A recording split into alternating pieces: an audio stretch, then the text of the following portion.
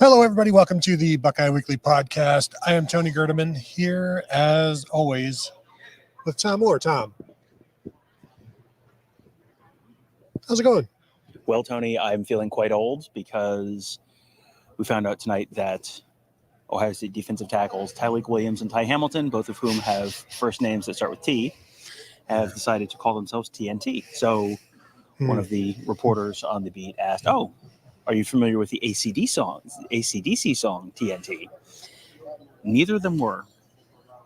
I didn't crumble up and turn into dust right at that moment, but I feel like it might happen soon. Yeah, you know what's even more offensive about that? This is a defense that relies upon AC/DC on third downs. It's true. And for them to not know the entire catalog, to not celebrate the entire AC/DC catalog, I feel like is something, I don't know if that's the coaches. You going to put that on Larry Johnson, or is that a Ryan Day thing on down? Is that a Mickey Marotti thing because they play a lot of music in the weight room? Everybody is to blame. Now I'm thinking about how you would describe AC/DC. It's the one with the big bell, that band, like you would describe Jackal as the one with the chainsaws. Mm-hmm, like it's AC/DC is the one with the big bell. Jethro Tull with the flutes. Sure. Mm-hmm. Anyway, we should probably talk about football soon. That's fine. Today we spoke with the defensive line, Larry Johnson, and a handful of defensive ends, a handful of defensive tackles. And I think the messaging that I'll just start with this from Larry Johnson is that feels very good about the defensive end depth. Feels they've got 5 that can play, and they'd like to make it 6. And Josh Mickens, he said, has come out of nowhere essentially and is pushing to be that 6th guy. Thinks he has 5 defensive tackles that he feels good about, would like to get to 6. I'm not entirely convinced what that means, though, because we know they're still trying to find, like, who are their top 4. Basically, Caden McDonald probably 3, Hero Canoe probably 4. Mm-hmm. But are those two getting to the point where they can play, as he said, 25 to 35 snaps, and not just be able to do that, but be able to go from 1 snap to 60 in a game should something go down. And so that's where they're progressing right now.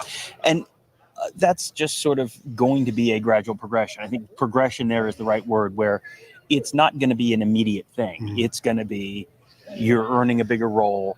You start the season with a bigger role than you had last year, and then you continue to show that you can do it, and you continue to show that you can play. Continue to show you can hold up in these situations. There were several guys who they talked about having put on 20, 30 pounds. Josh Mickens was one, for example, where he's put on, I think Larry Johnson said, pushing 30 pounds. And now that Mitchell Melton, too. And that makes a big difference in terms of your ability to hold up in terms of the opposing rushing attack and that kind of stuff. Because Mitchell Melton has a very unique pass rushing skill set, but and we can get to that later, but he is someone who has always been the linebacker turned defensive end who was always a little bit undersized as a defensive end. Well, maybe not so undersized anymore. Josh Mickens came in with a little bit of physical development to do. Sounds like he has done that physical development now, and now is maybe a little bit more ready to hold up and be able to take on a bigger role than he had last year. Well, and Mickens on the roster is listed at 233, and I don't think that's probably true. So he didn't come in at 200 pounds. No. And then add his 30. So that's a very good sign, I think, for him and for them, frankly. But when Larry Johnson said, they'd like 35 snaps out of Caden McDonald, if they could get him to that point, I asked him, does that mean you're trying to get basically a 50-50 breakdown of first and second team? Because we're talking 70 snaps in a game that is against like opponent, basically a matchup game, as Ryan Day would say, where you're going to be playing the top of the line of your depth chart. And he said, no, more like what do you like 65-35 or 60-40 percentage not snaps, but so 25 snaps, maybe 30 snaps in a full game. And I think that would be fantastic for Tyleik Williams, who played upwards of 55 snaps quite a bit last year.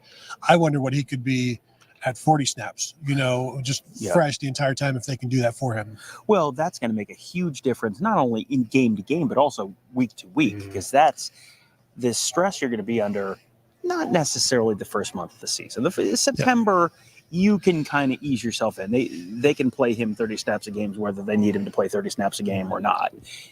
They can play him 30 snaps a game through September. The question is more, the first real test of the season, whether that's Iowa or even the following week at Oregon, then what are you going to be able to do? Because he's someone who you have seen him in short bursts, going back to his true freshman season. He's been outstanding. It's been the consistency and the conditioning. And it seems like both of those things have made significant strides over the last year, 2 years to get to the point where he is a really significant contributor for this team.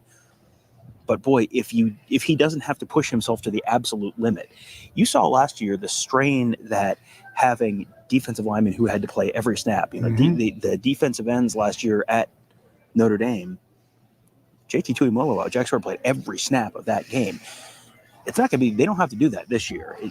And if you can go from, you have to play 100% of the snaps to, he was talking about, Larry Johnson was talking about 60% of the snaps. Boy, think about what a difference that makes, not only in your ability during that game, but just add it up over the course of 15, 16, 17 games. And if you're never giving the opposing offensive line a break because you have a fresh guy coming in and just maintaining that level, then by the fourth quarter, you're all the better for it. And that's a lot of the focus of camp right now, is just finding that depth. And it was one of the concerns coming in. And I think you go through camp and you tend to feel better because you're recruiting at Ohio State. So the talent is here. And so you start to see that come through. And I think they feel better about where they are now. They've always felt good about Caden McDonald, and that's not changing anytime soon. And we're going to see him out there a lot. But we don't talk about the starters enough, and we talked about yesterday on Buckeyes Tomorrow Morning about Caleb Downs should be talked about more, but it's just he's a known commodity. You've got Tyleik Williams and Ty Hamilton on the interior, and Jack Sawyer and JT Tuimoloau outside. Like, that's to have 4 seniors and a fifth-year senior in Ty Hamilton. Like, this is a very, very rare thing. And as Larry Johnson said, it helps him coach up the younger guys because they all see how to do it, and that increases their level of development. Even though they may not be playing as much and getting that development, they're seeing how it's supposed to be done. But just the luxury of having those 4 guys, it's one of those things that, you just bank it and you don't talk about it because everybody knows that it's a huge advantage, but we should talk about it. Yeah, you don't want to take it for granted, but it's hard to not take it for granted. It feels like that's just sort of baked in at this point. Yeah, they're going to have really strong performance across the starting defensive line because you've got 4 seniors there, and 4 seniors who have made significant strides throughout their careers. Not, this is not just guys who came in and were fine and have remained fine. Ohio State has had defensive linemen who just never made that next step. This is a bunch of guys who've really taken that next step. So not only to have them there and have that as a benefit, but also there's plenty of extra coaches on the field this year in terms of all the extra assistants who can coach now with the new NCAA rule. You've also probably got a lot of players who are coaches on the field in a way.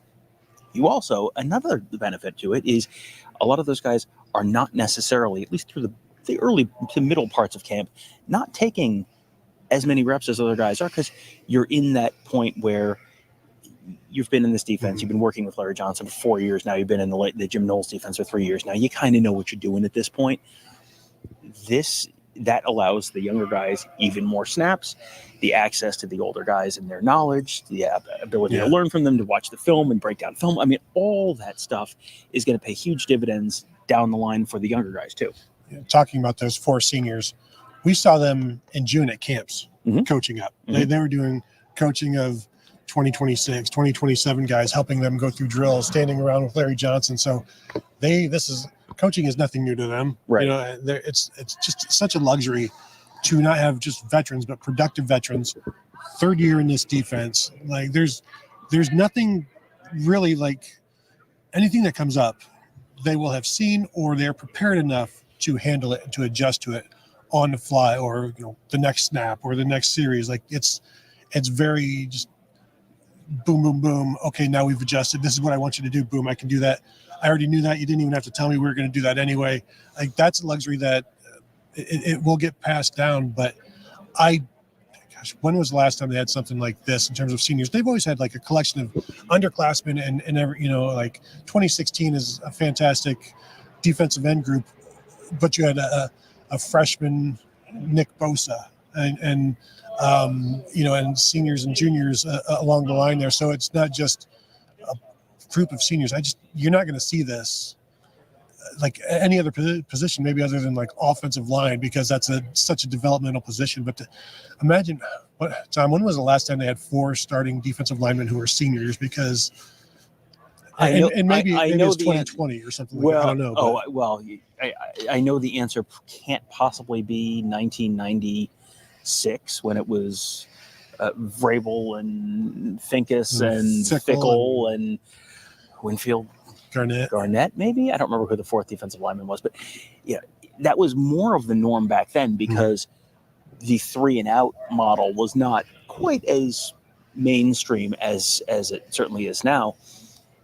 To have guys who not only have been outstanding for 3 years and didn't turn pro, but also have guys who didn't transfer when they didn't get on the field immediately or when they didn't get as much playing time as they wanted to immediately.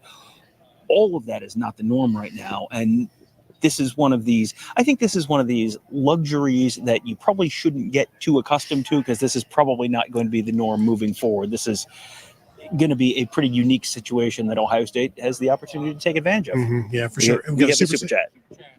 Buckeye, fun hypothetical. If Jack, JT, Tyleek, and Denzel left for the draft, how much different would expectations be for the defense and the team overall? So, yeah, if Jack, Sawyer, JT Tuimoloau, Denzel Burke, and Tyleek Williams had all left for the draft, how different would the expectations be for the defense?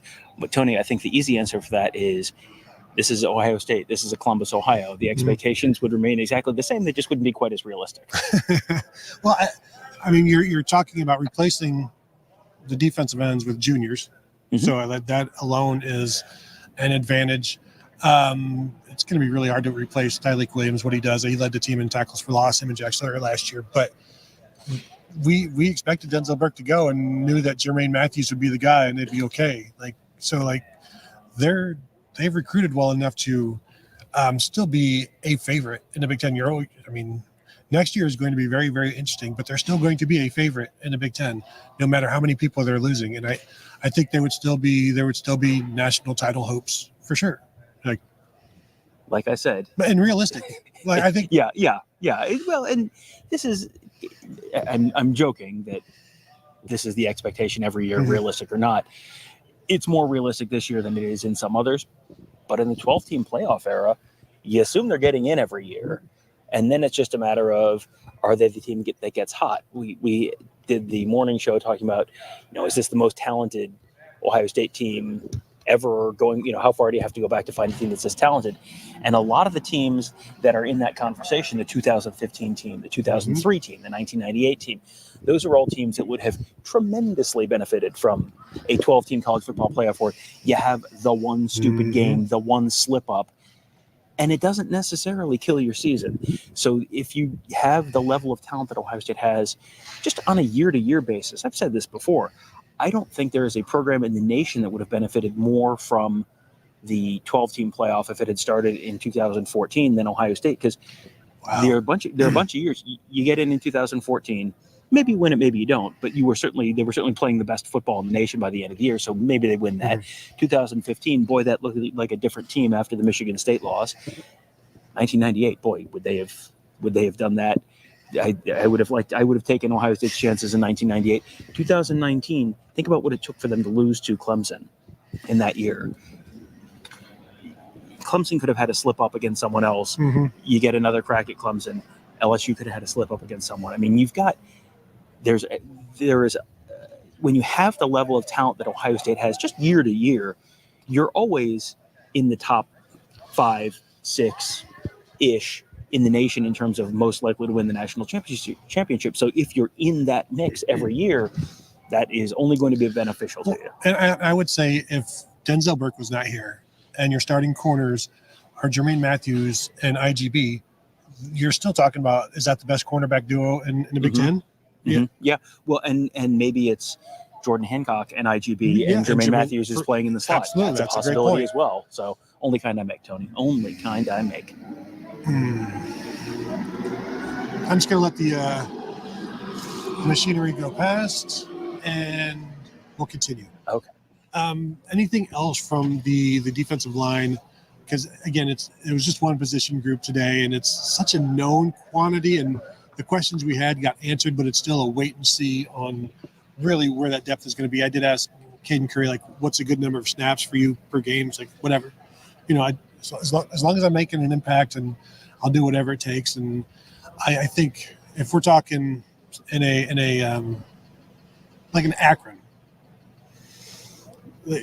25 snaps for a starter, 25 snaps for a backup, and 25 snaps for the backup. If Akron gets 75 snaps on offense. Well, you're very good. That's a great point. Yes. Again. Dang it. But it does feel like if the Akron offense is on the field for 25 snaps in the first half, it's probably 20 for the starters, and you're starting to mix in those backups already, and then you're starting to mix in the third teamers and all that later in the. I think the Akron game might not be the best example, but like the Marshall game, for example, then you probably are in the 25, 20, 10 kind of range. I mean, we'll see what the snap totals look like this year with the clock rules and all that. The huddling, we might see like 55 snap games. And the huddling, you have the 2-minute warning is going to change things. We talked yesterday to Cody Simon, and he talked about the fact that offenses may wait and run the play clock down past the 15-second mark, so that then the defensive coordinator can't be in the green dot guy's helmet talking to him about what he sees out when they break the huddle. So that might slow the pace of play down. There's a lot of things that are changing this year, and so we'll see what those numbers actually look like. But I think generally people probably understand the general percentages we're talking about. Kevin, Super Chat. Mike Marino, if all the aforementioned players leave, would that have changed the quarterback battle, i.e. increase the chances of Julian Sain starting early, looking to the future? No.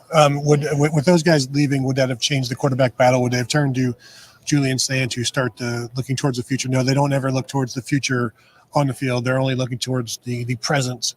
And there are too many, as they say, there are too many seniors on the team that would you don't do that. I mean, they went to the Gator Bowl for the seniors years ago, and sacrificed the juniors basically. But yeah, you're never going to look forward in that way until you are 4-4 in a season against Iowa in 2004 or whatever that was, 3-3 or whatever. Yeah. They still, even if you remove those guys from the team, this is still a national championship contender.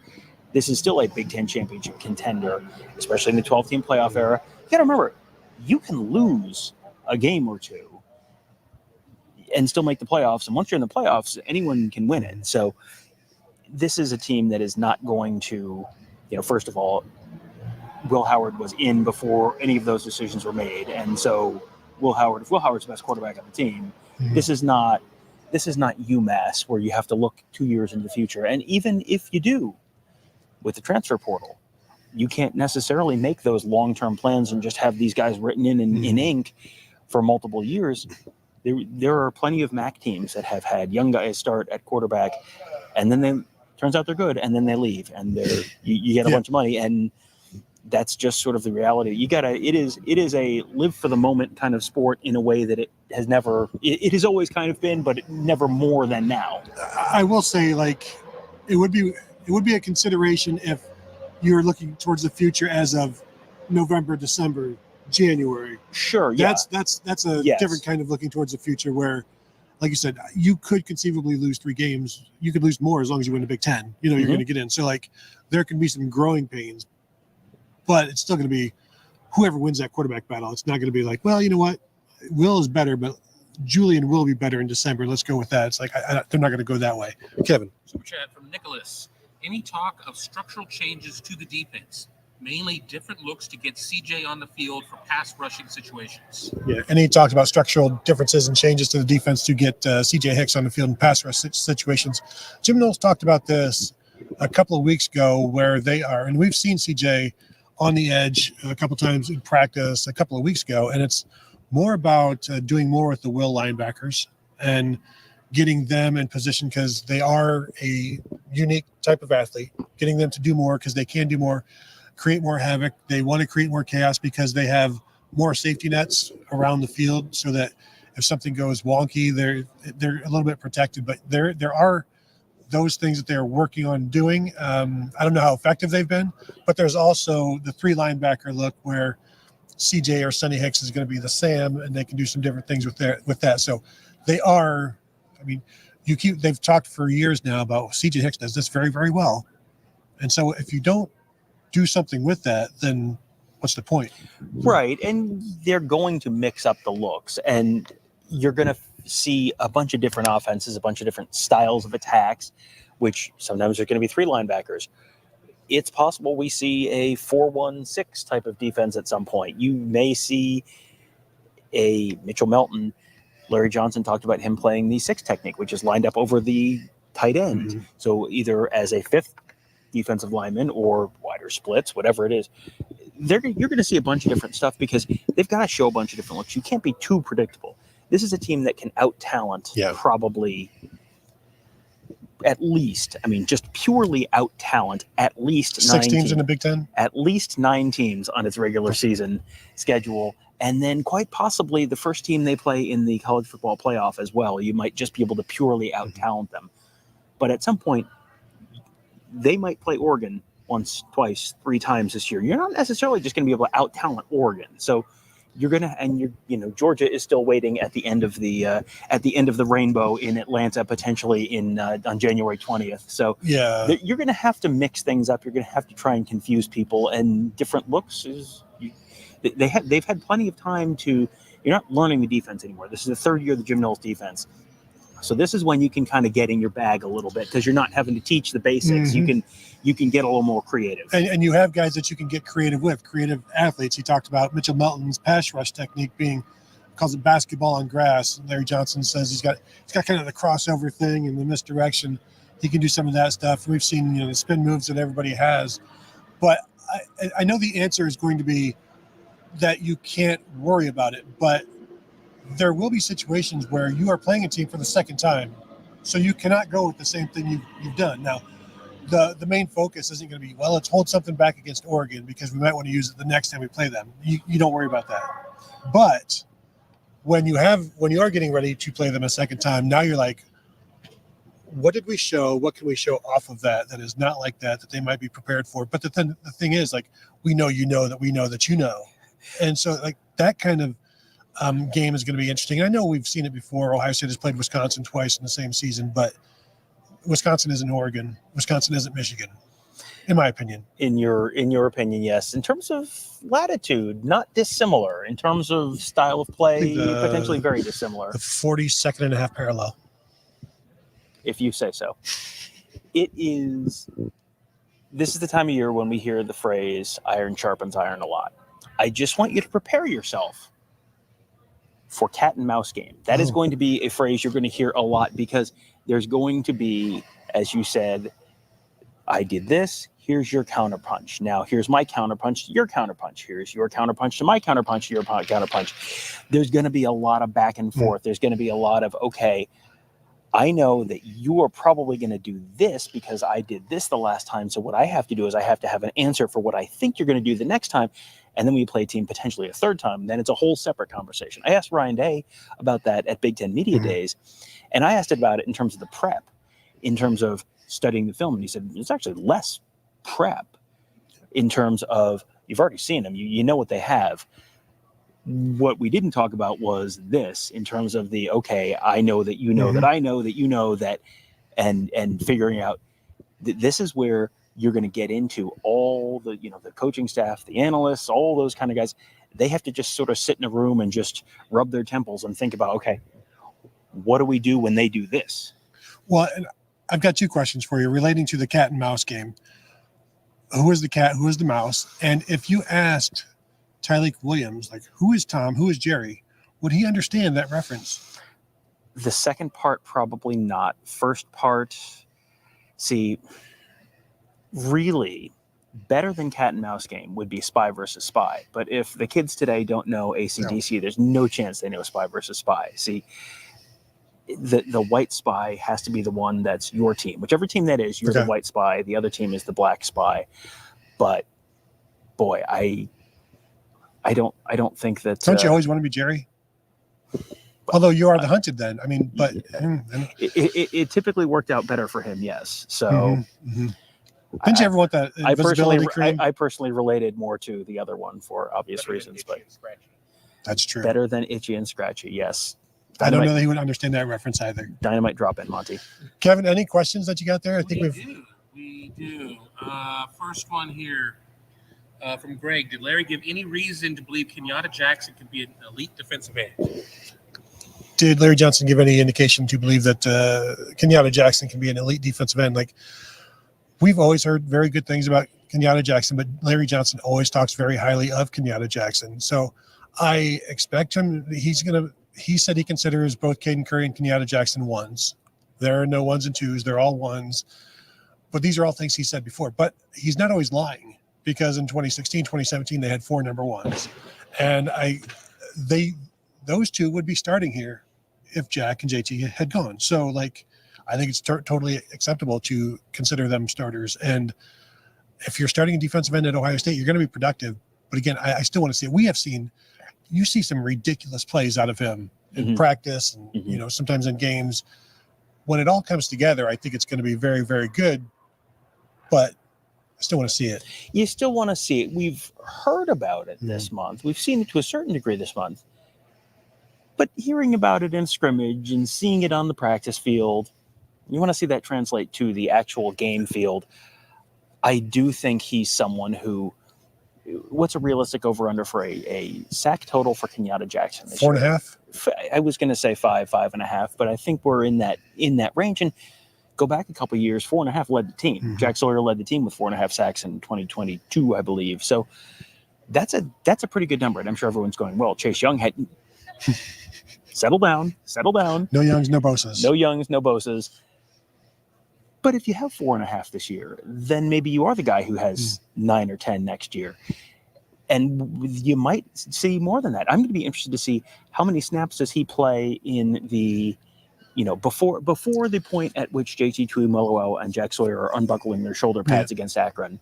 How many snaps does he and Caden Curry play before that point? Because that might be telling in terms of really how much they're ones as opposed to 1As or 2s. Same thing with the Oregon game. That'll tell us all you need to know whether he gets a single sack or not. If he's playing 30 snaps, then he's got all of the belief in the world. Kevin.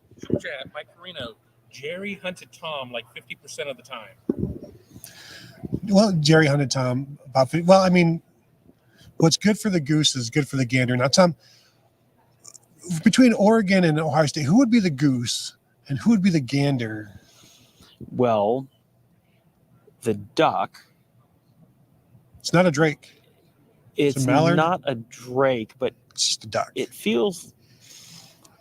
I feel like he's described as a male. Puddles is not actually his name. I think they get mad if you call him Puddles, but he is generally gendered as a he, which would therefore make him a gander.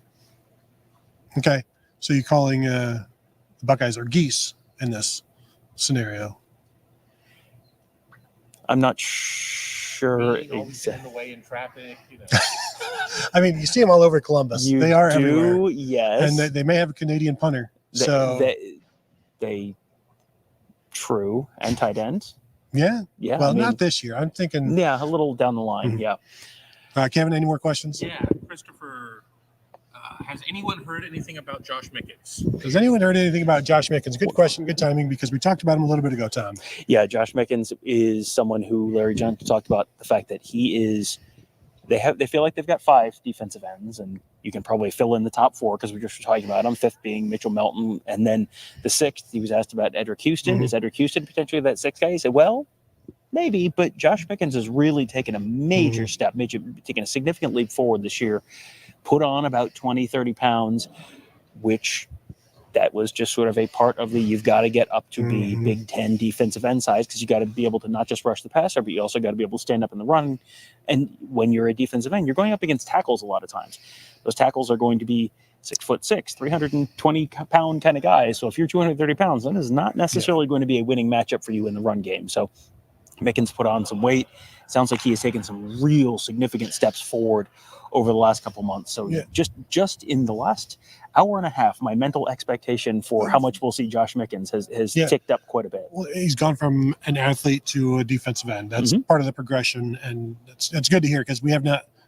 I mean, it's a legit question because we have not heard much from him, and so it was good to. It's always good to hear like somebody out of the blue, and Larry Johnson did say he's come out of nowhere. So you're not the only one wondering. I think Larry Johnson was probably wondering as well. Kevin. Lisa Sims, how well do you think Kyle McCord will do at Syracuse this year? How well will Kyle McCord do at Syracuse? Is he starting? He is starting. I think he's going to do pretty good. But again, what kind of talent does he have around him? And that's, he could have the same kind of reads and make all the same correct decisions. And you may end up completing 56% of your passes because your guys aren't getting open, and the defenses they're playing are better than the offenses they have. So I think he's going to be fine. He's an experienced guy, and when you're an experienced guy going to a lower level program, I think you have such confidence, and he's going to go in there with a ton of confidence. But again, it's who's he throwing to? He doesn't have Marvin. Who's he? Right, Marvin Harrison. Marvin Harrison did play football at Syracuse, but it has been about 30 or so years, and it was not the one that the Ohio State fans are quite as familiar with. Frankly, if Marvin Harrison Sr. was there right now, he might be starting. A couple pieces of that. One, just running through the Syracuse schedule, they opened with the Ohio Bobcats, then they have Georgia Tech week off, then Stanford, then Holy Cross, at UNLV, at North Carolina State, at Pitt, Virginia Tech at home, at Boston College, at Cal, UConn at home. They finished the regular season with Miami at home. So it is not exactly a murderer's row there. The other piece of this that we have not talked about yet, other than just the talent there, is this is the first year for a new coaching staff. And Dino Babers, no longer the head coach there, brought in Fran Brown, who is a defensive backs coach at Georgia. So a defensive head coach. Defensive head coaches generally are going to be, let's run the ball, let's protect the defense. That's just sort of the mentality of most defensive head coaches. You're going to have a new system, a new first-year quarterback, and a first-year system with the personnel turnover that sort of accompanies a coaching change. All of that is it's going to be a little bit of a, through no fault of Kyle McCord's, it's probably going to be a little bit of a process for them, but it's a manageable schedule. I would guess they're a bowl team probably this year. And if they get to a bowl this year, that's probably a good indication that Kyle McCord has done a lot for that team. One of my predictions in my 50 for 50 back last month was that Kyle McCord and Syracuse will have an opportunity to knock them out of the playoffs. That last game, that'll be one to watch. It'll be interesting. Miami might come in there with a ton of confidence, and just don't ever go to Syracuse with confidence. Ask Dabo. That's one where, is that a retractable roof? Can they make the Carrier Dome or whatever they call the Carrier Dome a retractable roof between now and? Can't you just split it with a pocket knife? It feels you could. That's the kind of thing you can do once. Probably a little expensive. Won't have money for NIL next year, but duct tape. There you go. Yeah, the Carrier Dome, an air conditioning company, and it's not air conditioned. And the Carrier Dome. I believe they changed the name now. Number one, they have changed the name, but I believe it is also an outdated factoid. I believe that it is air conditioned now. Oh, look at you! I believe that it is, but I believe it's just ice blocks and a fan. Yes. Two pieces of news: a couple of black stripes lost. Leroy Roker and Mylan Graham. Okay, Mylan Graham and Leroy Roker both losing their black stripes, one on each side of the ball. Mylan Graham, not really a surprise. He's someone who came in 5-star pedigree. You've seen enough for him. Leroy Roker, that's good for him. That's someone who did not have the 5-star recruiting pedigree, but to come in, there's not a real clear path to the playing field there. And we just talked safeties with Matt Guerreri last night. I don't know that I heard his name come up. So that's there was and a lot of that is a function of the questioning. Yeah. You get asked about Caleb Downs, you get asked about Lathan Ransom, you get asked about Jalen McClain, you get asked about Jaden Bonsu. Good, good for him. That's an impressive thing, and I wonder if he's a special teams guy this year. Could be, and I'm guessing he was later on down the draft board. I will pull that up. But Mylan Graham, not really a surprise, graded out a champion in the first scrimmage, has continued to pick it up. And I like what Ryan Day said about him a week or two ago is that he hit a wall and he had to create his own momentum. He had to build his own momentum and fight through. And that's what the freshmen have to do. Like, oh, Tom, your smug look tells me that you have Leroy Roker and you might also have Mylan Graham. Sure might. If the smugness is any indication, and it usually is. This is a good proxy for where we sort of, when you expected guys to lose their stripes. Mylan Graham went 8th overall, which for a guy who's coming in the summer, he was the first of the guys who came in the summer for us to have on the list. Leroy Roker also came in the summer 21st overall. So that's in a freshman class that was only about 23 or 4. That's pretty good for someone who came in rather unheralded, came in the summer to lose his black stripe before the season. That's a, remember this name kind of moment. And I assume the last picks were offensive linemen, and that's what he was probably throwing in there with. So, that's a nice job by him. So you got 2 more guys, 2 more freshmen officially part of the team. Kevin, anything else? Okay. Go ahead and hit the like before we get out of here. Hit the thumbs up. We would appreciate that.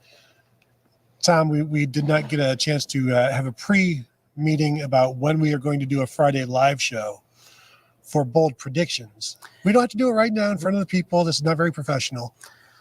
But we're going to be doing a bold prediction show Friday live for the season. Bold predictions on the season. It was requested by special request, and we have to do what we're asked. Got to remember, kids back in school now, Tony, so it is probably going to be a late morning, early afternoon affair. Not spanning late morning, early afternoon. One or the other. Yes. Go ahead and block out, say 11 to 1. You're probably not going to need the whole time, but listen, you don't want to take that chance. Yeah, you definitely don't. If you work from home, just out of office note on the old email there, and be ready for that. And bring your own bold predictions. We will entertain those as well. It's going to certainly be more bold than Tom. So that will do it for us. I want to thank you for joining us. Of course, find us at BuckeyeHuddle.com.